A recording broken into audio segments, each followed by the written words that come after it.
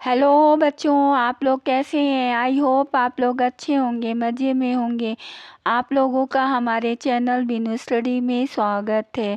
बच्चों, इस वीडियो में हम आप लोगों को जंतु कोशिका और पादप कोशिका के ऑर्गन्स अंदर के कोशिकाओं के बारे में बताएंगे, ठीक है? हाँ। पिछली वीडियो में तो हमने बता दिया था कि हाँ, ये जंतु कोशिका है, ये पादप कोशिका है, इलेक्ट्रॉन माइक्रोस्कोप द्वारा लिया गया है ये दोनों। बस ये है, इसके अंदर के जो कोशिकांग हैं, कोशिका के अंदर, उसके बारे में एक एक करके स्टेप बाय स्टेप हम बताएंगे।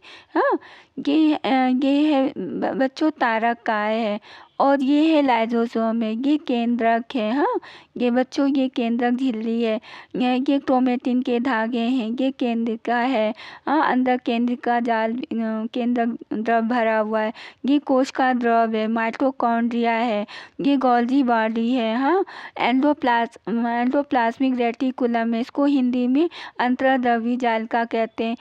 ये वाला जो है केंद्रक से जो सटे होते हैं, लगे होते हैं, वो बच्चों ये रफ एंडोप्लाज्मिक रेटिकुलम होते हैं, खुरदुरे अंतर्द्रव्य जालिका होते हैं, क्योंकि इसमें राइबोसोम चिपके होते हैं, ये सब राइबोसोम चिपके होते हैं। हाँ, और इसलिए ये रफ होते हैं। और यहाँ पर जो है बच्चों चिकनी अंतर्द्रव्य जालिका होती है, स्मूथ एंडोप्लाज्मिक रेटिकुलम SER बोलते हैं, और रफ को RER बोलते हैं बच्चों। हाँ, ये गोल्गी बॉडी हो गया, माइटोकॉन्ड्रिया हो गया।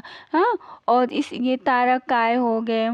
ये छोटे छोटे, एक तो इसमें वैक्यूल्स होते नहीं है, किसी किसी में होते हैं, लेकिन बहुत छोटे छोटे होते हैं, ये लाइजोसोम है। हाँ, ये क्लियर हो गया बच्चों। ये पादप कोशिका में होते हैं, इसमें जो वैक्यूल्स है बहुत बड़े होते हैं। हाँ, बहुत बड़े होते हैं। इसमें भी ये केंद्रक है, ये बाहर वाला जो है केंद्रिका जाल होता है, अंदर ये जो होते हैं ये जो है यूक्रोमेटिन होता है। हाँ, ये केंद्रिका होता है, इसमें केंद्रक द्रव भरा होता है, इसमें गोल्गी बॉडी छोटे ज़्यादा बड़े नहीं होते हैं। माइटोकॉन्ड्रिया है, इसमें भी एंडोप्लाज्मिक रेटिकुलम है। हाँ, और ये जो है राइबोसोम चिपके हुए हैं, रफ एंडोप्लाज्मिक रेटिकुलम है, ये स्मूथ एंडोप्लाज्मिक रेटिकुलम है। इसमें बच्चों जो है हरित लवक पाए जाते हैं, हरित लवक पाए जाते हैं। ये कोशिका झिल्ली है, कोशिका भित्ति है। कोशिका झिल्ली की बाहर एक जो है निर्जीव परत होती, सेलुलोज की होती है, वो कोशिका भित्ति पादप कोशिका में होते हैं। और ये मध्य पटल होता है, अंदर भी झिल्ली होती है, बाहर भी झिल्ली होती है। जंतु कोशिका में केवल कोशिका झिल्ली होती है, कोशिका भित्ति नहीं होती है। हाँ बच्चों, ये हो गया सब। केंद्रक झिल्ली क्या है? केंद्रक है, ये केंद्रिका है ये। हाँ, ये हो गया सब। अब हम लोग एक एक करके पढ़ेंगे अंदर के कोशिकाओं के बारे में। हम लोग सबसे पहले क्या पढ़ेंगे? कोशिका झिल्ली पढ़ेंगे। ये कोशिका झिल्ली ये है। हाँ, अंदर का कोशिका भित्ति हम लोग पादप कोशिका में बाद में पढ़ेंगे, कोशिका झिल्ली के बारे में पढ़ेंगे। चलिए चलते हैं।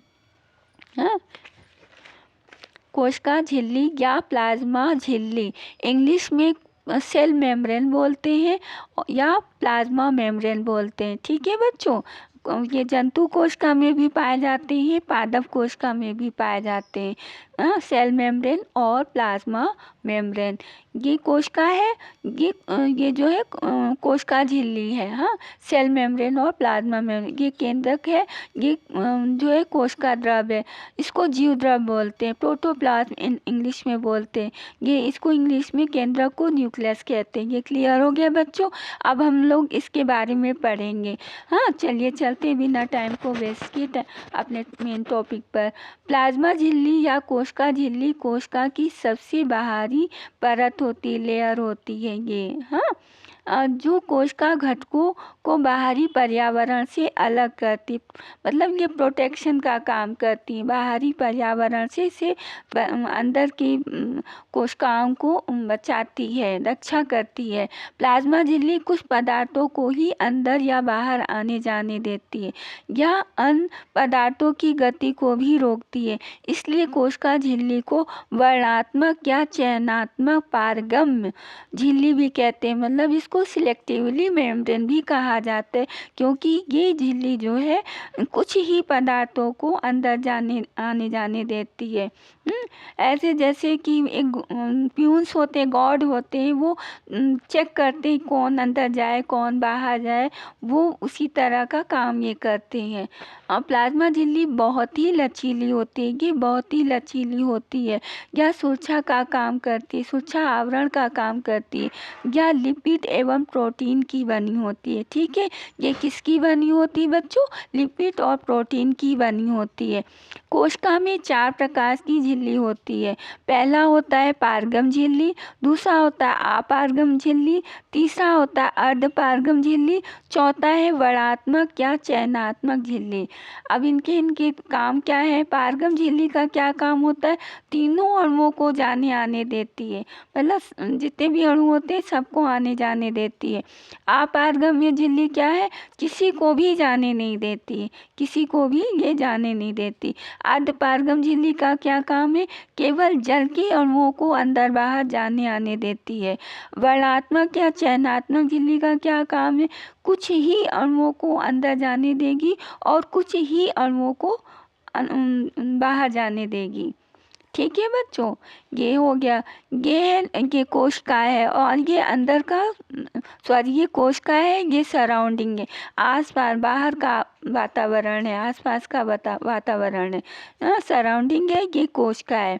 अंदर ये न्यूक्लियस है, ये कोशिका द्रव्य है।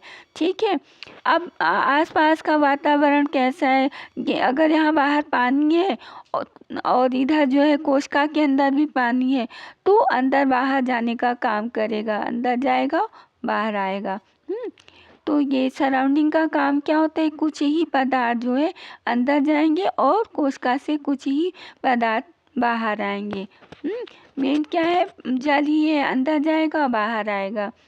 अगर सराउंडिंग में जल ज़्यादा है तो अंदर की ओर जाएगा, और सराउंडिंग में जल कम है तो अंदर कोशिका के अंदर का जल बाहर आएगा।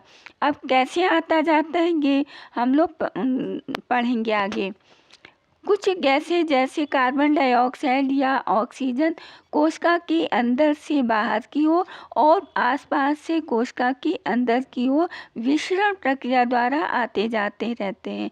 हाँ, कोशिका के अंदर जो गैस होती है, गैस में क्या है? कार्बन डाइऑक्साइड है, ऑक्सीजन है, ये जो है बाहर आते जाते रहते हैं, बाहर का अंदर आना जाना होता रहता है।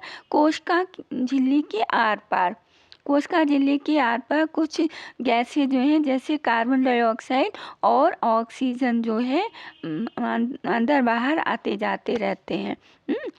कोशिका के अंदर से बाहर की ओर और बाहर से कोशिका के अंदर की ओर विसरण प्रक्रिया द्वारा आते जाते रहते हैं। विसरण प्रक्रिया, अब हम लोग आगे पढ़ेंगे विसरण क्या है। वैसे तो केमिस्ट्री में पढ़ाया ही गया है, लेकिन हम लोग अभी फिर से पढ़ेंगे। विसरण में गैसों के अणु उच्च सांद्रता से कम सांद्रता की ओर, कम मतलब निम्न सांद्रता की ओर जाते हैं। इनमें कोशिका झिल्ली की आवश्यकता नहीं होती है। विसरण में कोशिका झिल्ली की आवश्यकता नहीं होती, अगर है तो भी, नहीं है तो भी इसमें कोशिका झिल्ली की आवश्यकता नहीं होती है। और विसरण जो होता है, विसरण में गैस जो होते हैं वो कोशिका झिल्ली के आर पार आते जाते रहते हैं। सराउंडिंग में अगर ऑक्सीजन कार्बन डाइऑक्साइड अगर ज़्यादा है तो अंदर की ओर जाएंगे, और अंदर है तो अंदर से बाहर की ओर आते जाते रहते हैं कोशिका के आर पार विसरण प्रक्रिया द्वारा। हाँ, ये हो गया। अगर बाहर ज़्यादा है तो अंदर की ओर जाएंगे बाहर के, और अंदर ज़्यादा है तो वो बाहर की ओर आएंगे जाएंगे विसरण प्रक्रिया के द्वारा। विसरण में होता है गैसों के अणु उच्च सांद्रता से निम्न सांद्रता यानी कम सांद्रता की ओर आते जाते हैं। इनमें कोशिका झिल्ली की कोई आवश्यकता, ये है टेस्ट ट्यूब है, इसमें हम लोगों ने ये जल भरा हुआ है, अब हम स्याही डाल देते हैं तो स्याही जो होते जिधर पड़ेगा उधर ज़्यादा होगा, और देखेंगे धीरे धीरे नीचे की ओर मतलब कम सांद्रता की ओर जाते रहते हैं। अधिक सांद्रता मतलब स्याही की अधिक मात्रा से कम मात्रा की ओर बढ़ते जाते हैं। और मिश्रण में पानी जल के अणु मूवमेंट नहीं करते, गति नहीं करते। हाँ, वो स्याही डाला गया है, विलय पदार्थ डाला गया है, वही जो है मतलब बहते रहते हैं। जल के अणु ज्यों का त्यों रहते हैं। स्याही को हम लोग जहाँ डालते हैं वहाँ कम, ज़्यादा से कम की ओर बढ़ते जाते हैं। इसमें कोशिकावृत्ति की, कोशिका झिल्ली की कोई आवश्यकता नहीं होती मिश्रण में। ठीक है, ज़्यादा सांद्रता से कम सांद्रता की ओर जाते रहते हैं। इसी तरह जो है कोशिका के आर पर कार्बन डाइऑक्साइड, ऑक्सीजन अंदर बाहर आते जाते रहते हैं। जल भी विसरण के नियमों के अनुसार व्यवहार करता है, लेकिन जब जल के अणुओं की गति कोशिका झिल्ली द्वारा होती है तब परासरण कहा जाता है, ऑस्मोसिस कहा जाता है। ऑस्मोसिस में क्या होता है बच्चों? जल के अणु कोशिका झिल्ली के द्वारा अंदर बाहर आते जाते हैं। जब जल के अणु कोशिका झिल्ली के द्वारा अंदर बाहर आएंगे जाएंगे तब उनको ऑस्मोसिस कहते हैं, परासरण नहीं कहते हैं। मिश्रण में गैसों के अणु कोशिका की आर पार आते जाते रहते हैं, उसमें कोशिका झिल्ली की कोई ज़रूरत नहीं होती, लेकिन कोशिका झिल्ली के आर पार गैस के अणु जैसे कार्बन डाइऑक्साइड और ऑक्सीजन अंदर बाहर आते जाते हैं तब मिश्रण कहा जाता है। लेकिन जब जल के अणु मतलब जल के अणु कोशिका झिल्ली की आर पार जो कोशिका झिल्ली के द्वारा अंदर बाहर आते जाते हैं तब परासरण कहा जाता है, ऑस्मोसिस कहते हैं। ठीक है, ऑस्मोसिस में जल के अणु मूवमेंट करते, मिश्रण में जल के अणु मूवमेंट नहीं करते, गति नहीं करते। हाँ, इसलिए यहाँ पर जल के अणु वर्णात्मक पारगम झिल्ली द्वारा आ जा रहे हैं, इसलिए परासरण कहना ठीक है। प्लाज्मा झिल्ली से जल के अणुओं की गति जल में घुले विलेय पदार्थों की मात्रा के कारण प्रभावित होती है। विलेय पदार्थ की मात्रा ज़्यादा होगी तो जल की मात्रा कम हो जाएगी, और जब विलेय पदार्थ की मात्रा बहुत कम होगी तो जल की मात्रा ज़्यादा हो जाएगी। तो जल की अणु उच्च सांद्रता से जल की कम सांद्रता की हो जाएंगी। जहाँ पर जल की मात्रा ज़्यादा होगी वहाँ से कम मात्रा, जल की कम मात्रा की हो जाएंगे। उच्च सांद्रता से कम सांद्रता की हो अणु गति करते हैं, जल के अणु गति करते हैं। गैसों के भी अणु जो है उच्च सांद्रता से निम्न सांद्रता की ओर गति करते हैं। हमेशा ये विसरण में भी यही होता है, परासरण में भी होते हैं। अणु जो है उच्च सांद्रता से निम्न सांद्रता की ओर बढ़ते हैं, हमेशा याद रखें। हाँ, हमेशा ध्यान दीजिए, हमेशा विसरण हो या ऑस्मोसिस हो, उच्च सांद्रता से कम सांद्रता की ओर बढ़ते हैं। अब यहाँ पर देखते हैं, अब सॉल्यूशन ऐसा है कि विलेय पदार्थ कम घुले हैं तो उसमें जाहिर सी बात है जल की मात्रा ज़्यादा होगी, और जब विलेय पदार्थ जब ज़्यादा घुल जाएंगे तब जो है पानी की मात्रा कम होगी। ठीक है, और ये बीकर है और यहाँ जो है कोशिका झिल्ली है, दोनों तरफ बराबर से जल है। हाँ, ये जल है, दोनों तरफ बराबर से भरा हुआ है, यहाँ से यहाँ तक के बीच में कोशिका झिल्ली है। अब यहाँ पर हम देखते हैं जल है, जल में थोड़ा सा नमक का घोल नमक डाला गया है, इसमें ज़्यादा डाल दिया गया, विलेय पदार्थ में नमक लिया गया है, इसमें कम है और इसमें विलेय पदार्थ जो है ज़्यादा है। जाहिर सी बात है इसमें पानी की मात्रा ज़्यादा है और इसमें विलेय पदार्थ जब ज़्यादा घुले हैं तो जल की मात्रा कम हो गई है। अब ये कोशिका झिल्ली है, अब कैसे क्या होगा, जल का मूवमेंट किधर जाएगा, जल की अणु यहाँ से इधर की हो जाएंगी, ज़्यादा सांद्रता से निम्न सांद्रता की हो जाएंगे। हाँ, ज़्यादा से कम की हो जाएंगे। हाँ, जल के अणु ज़्यादा से कम की हो जाएंगे, ये मूवमेंट ऐसे जाएगा। और चूँकि कोशिका झिल्ली के थ्रू जा रहे हैं, कोशिका झिल्ली बीच में है और कोशिका झिल्ली के द्वारा जा रहे हैं इधर की ओर, तो ये परासरण है, इंग्लिश में ऑस्मोसिस कहते हैं। ठीक है बच्चों, यहाँ देखिए विसरण हो चाहे परासरण हो, उच्च सांद्रता से निम्न सांद्रता की ओर अणु गति करते हैं। सांद्रता मतलब होता है मात्रा, जल की अधिक मात्रा से जल की कम मात्रा की ओर जाते हैं। गैसों में भी वही चीज़ है, कार्बन डाइऑक्साइड और ऑक्सीजन जिधर ज़्यादा होंगी गैस के अणु, तो वहाँ जहाँ कम होंगे उधर की ओर बढ़ेंगे। ठीक है। अब बच्चों, अब जब सॉल्यूशन की बात आ जाती है, विलयन की बात आ जाती है, तो हम ये थोड़ा सा जान लेते हैं कि विलयन कितने प्रकार का होता है। हाँ, ये है जिसमें वाटर ज़्यादा है और सॉल्यूट विलेय पदार्थ कम है, इसको क्या कहते हैं? हाइपोटोनिक सॉल्यूशन कहते हैं। हाँ, अब इस जल में विलेय पदार्थ नमक ज़्यादा है, तो इसमें जल की मात्रा कम हो गई बच्चों। तो जब सॉल्यूट ज़्यादा होती है यानी विलेय पदार्थ ज़्यादा घुले होते हैं और पानी की मात्रा कम होती है, तो ऐसे सॉल्यूशन को क्या बोलते हैं बच्चों? हाइपरटोनिक सॉल्यूशन कहते हैं। ठीक है, जिसमें विलेय पदार्थ कम घुले होते, पानी की मात्रा ज़्यादा होती है, ऐसे सॉल्यूशन को हाइपोटोनिक सॉल्यूशन कहते हैं। जिसमें विलेय पदार्थ ज़्यादा घुले होते, पानी की मात्रा कम हो जाती है, तो ऐसे सॉल्यूशन को हाइपरटोनिक सॉल्यूशन कहते हैं। मतलब विलेय पदार्थ जब ज़्यादा होते हैं तो हाइपरटोनिक सॉल्यूशन कहते हैं।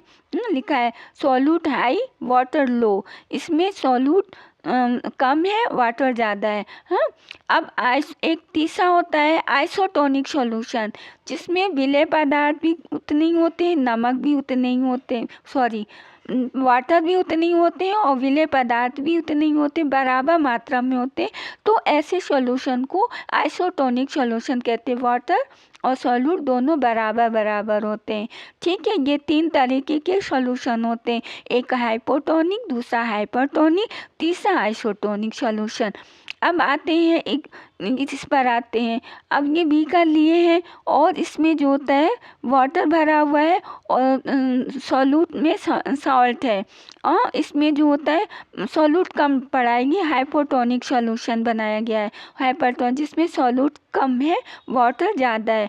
अब हमने इसमें किशमिश को डाल दिया, किशमिश को डाल दिया है, तो अब थोड़ी देर के बाद 1-2 घंटे के बाद देखते हैं कि ये जो है इसमें वाटर ज़्यादा है और इसमें वाटर कम है। कोशिका में जो किशमिश है उसमें वाटर कम है और बाहर वाटर ज़्यादा है।